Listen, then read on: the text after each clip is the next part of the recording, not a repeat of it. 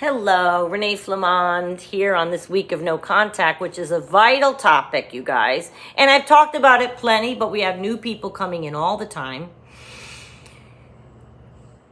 The narcissist will inevitably be shocked that you could possibly hold out and not call them. They will be shocked.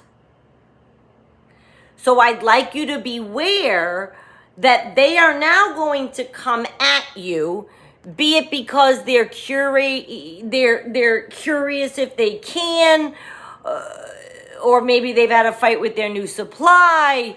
They're curious to see if they'll make you answer. That if you'll answer, which means you're still available to them. And the kicker is, they may not even answer you if you finally answer. They may let it go to voicemail. That might be all they wanted, was to see if you could answer. Do you know that? Happens all the time. Message. You finally answer on the 7th try, and now you get a voicemail of theirs. You leave a voicemail saying, hey, I see you left me 6 messages. And guess what? They never return the call. Do you know why? This could be on Wednesday's video too that we just left about disasters. This is why. They just wanted to see if you would answer. They don't actually have any reason they need to get in contact with you personally.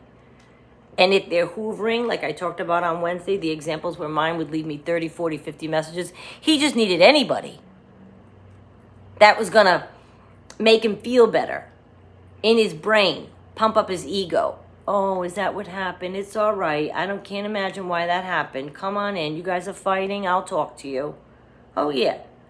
So he would call, right? They don't care about talking to you, the person.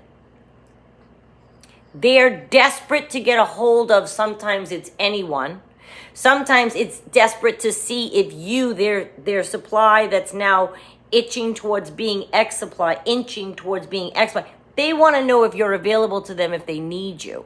So a hoover, after some time passes and they've been off playing with their new toy, the hoover's going to come in, okay, they've had a fight with the new toy. Or it's been a few weeks and they're shocked you haven't called them. They finally realize they haven't been pining away for us. Oh my God, please don't think that. No, they haven't been pining away. They've been living their life here, there, and everywhere. But they finally realize, so they call you. You don't answer. You call you. You don't answer.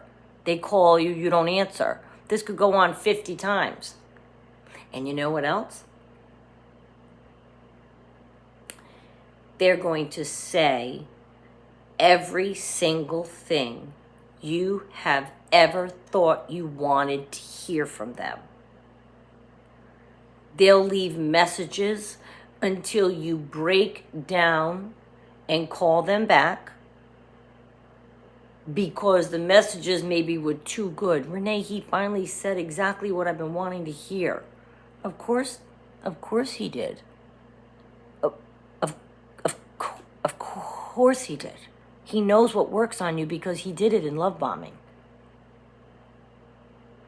So they're going to leave every message they can. Now, if the love bombing ones don't work, and I don't know, whatever order they pick depends on your relationship with them.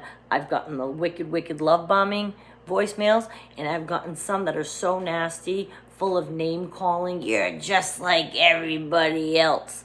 Every swear in the book. Desperate to make me call him back. And sometimes I did. And now I look and say, I would never give that person 10 seconds of my time.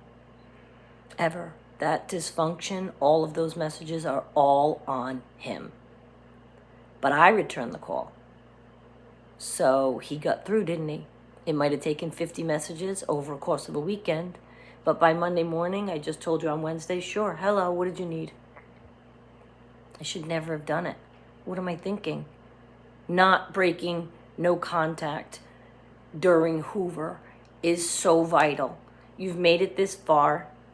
And they might have been hoovering you this whole time. I'm not saying it has to be a few weeks. There's a whole spectrum. I try to jam so much that I don't say everything and then I don't finish things and I don't make every point, every video, but I've made a lot on no contact. Please look them up if you're going through it. I know it's a very, very, very tough spot. But the other thing is with a hoover, I might have mentioned it for a second, but I want to return to this. It is very common for them to hoover you. You finally answer, and then they don't return your call and they ghost you.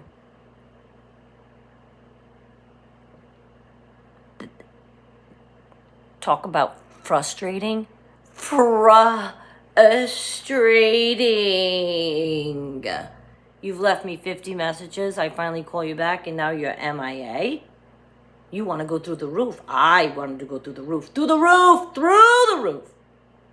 And the only thing that could have stopped me from getting that feeling of wanting to go through the roof is not breaking. Not responding to the hoover. That's what made me want to go through the roof. Me responding and him not getting back to me made me want to go through the roof. His 50 messages were sometimes comical. I'm at a point that he couldn't insult me anymore. I've heard him swear like that. I've heard him love bomb like that. I'm not going to fall for that either. So they were comical to listen to and painful when you're in it. Don't get me wrong. I'm thinking of them now and using the word comical. So you listen to the messages. Maybe you cry into your pillow. Maybe you play Gladys Knight. Maybe you know what I mean? But I didn't feel like going through the roof until I picked up the phone, returned the call, and was ghosted. Whether it be right away, whether it be after a day and a half of them talking to you a little bit, then boom, you don't hear from them. That makes you want to go through the roof. So we have the control. And the only control that we can do to prevent me from feeling like I want to go there was cutting it off finally, which I finally did. I went back and forth a lot. Block, no block, unblock, medium block, light block. I went through all the stages. That's why I devoted this week to talking about how important no contact is, because going no contact through and through, if you want out, I never tell you to leave. But that's a very personal decision. But if you want out, no contact is it. And not dipping your toe into no contact, waiting for him to call you, and maybe I'll just, I won't call him, but maybe I'll answer if he calls me. So you don't have him blocked yet. That's not no contact, you guys. So you find whatever part of the spectrum you want to be on and proceed at your own pace. But I will tell you that to actually get out and stay out, it would be ignoring the hoover during this time. It is so painful to know that you discarded them, check.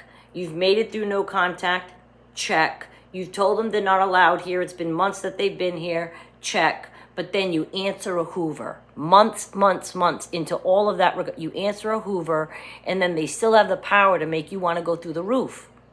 They don't have that power if you don't answer them, or if you don't reach out and not get answered back, and now you're checking your phone 24/7. All of these things are brought to us by us breaking no contact. It is painful to be in no contact. I acknowledge that at length on Monday. I know it is. You're going from 100% of the time you hear from them, because they're usually obsessive about contact, calling you in the morning, calling you all day. If you live together, good. Maybe as soon as they leave, they're on the phone with you, and it's excessive. So you're going from all of that at night, good night, I love you, blah, blah, to nothing. And you're like, well, my phone never rings. How am I gonna? Who's gonna? How am I? You have to learn to fill your day by yourself. You're all you can rely on anyway, you guys. Honestly. And getting to a healthy place where you can sit, right? I don't have anybody text me in the morning or at night. I have friends and family and such, don't get me wrong, but there's not a regular person that's good morning, beautiful, or good night, I love you. You know, the things people say to you, hopefully, that you want to hear, right? That's something that's a nice thing to wake up to. It's a common one, I think. Good morning, beautiful. They just throw that out there. So I'm thinking of that one. It's nice. And then when you don't have it, you're kind of like remiss. You're like, well, it doesn't mean I want you hanging on to you should be hanging on to the narcissist to maybe get a little love bombing throughout the day, or to have your phone go off. I could care less if my phone goes off. I could care less if my phone goes off. I don't miss it. I don't look for it. I'm not on dating sites to fill that gap.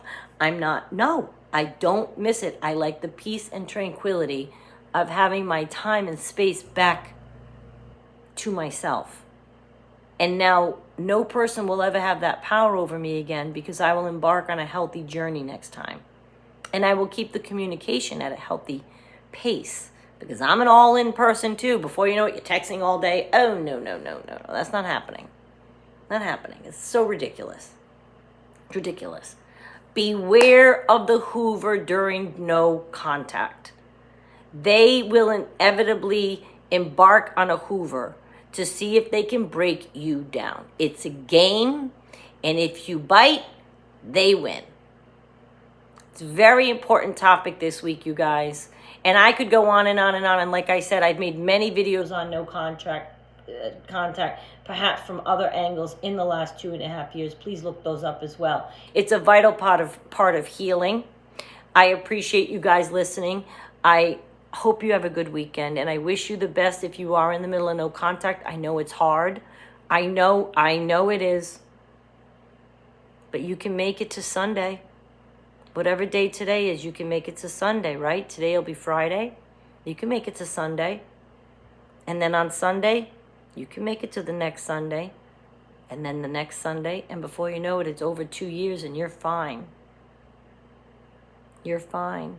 You're stronger than you think you are. Just which pain do you want to go through? The pain of loss, going from 100 down to nothing. Now your phone is empty and you're dealing with that. Or the pain of everything I just described and what a disaster it can be. Chin up, you guys. Thank you for watching. Have a good weekend. And I will see you Monday.